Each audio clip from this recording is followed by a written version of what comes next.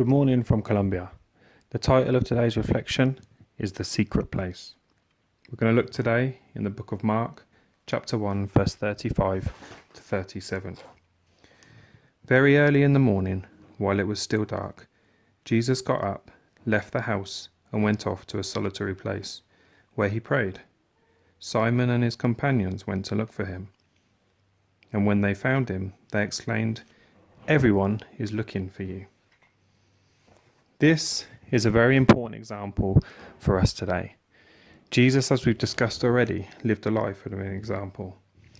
Let me give you a tip. The later in the day you leave it to spend time with God, the more difficult it is to find a solitary place. Trust me, I have two young boys. Come 7 o'clock in the morning, they're up. And when they're up, there's noise. Very difficult to find a solitary place. So for me, every morning I make sure I get up with plenty of time before them and spend some time with God in both prayer and reading the Bible. You see here, Jesus is focusing on prayer. Prayer is you and God, no more. Church is good, prayer meeting's good, other meetings are good, they're all good things. But this is the most important. If you don't have a relationship that's built in that solitary place with just you and God, then you don't really have anything else to offer. That is what a relationship is. Relationship is both talking and listening to God.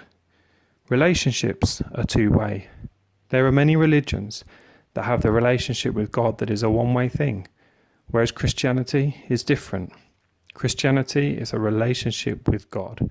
It's a relationship with God from a talking point of view, as in prayer, but also it's just as important to listen. Many of us may reel off prayers throughout the day of wants, desires, needs, but God's not looking for this. God surely knows the desires of our heart already. He knows our needs and He wants.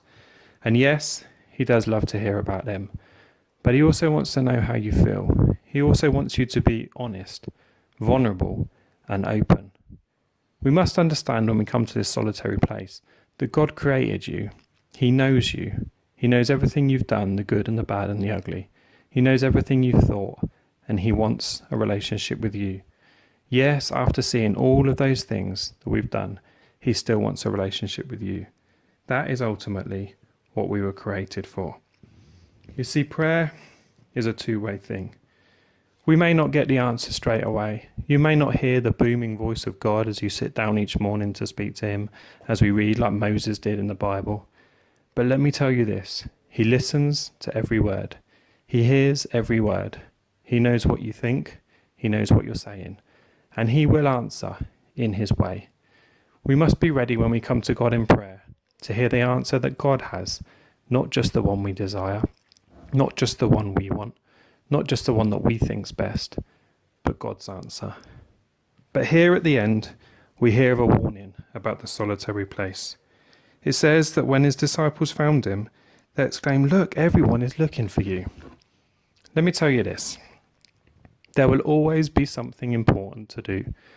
There will always be something, maybe good, maybe bad, that you need to get on with that day. There will always be a job to go to. There will always be a family to look after.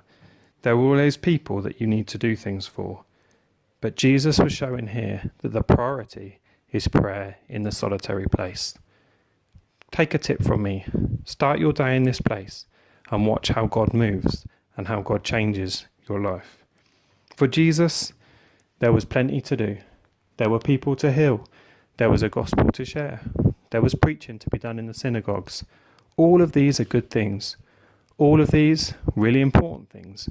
But none of them came as far more important than spending time with His Heavenly Father in the solitary place. So my question, is prayer a priority in your life?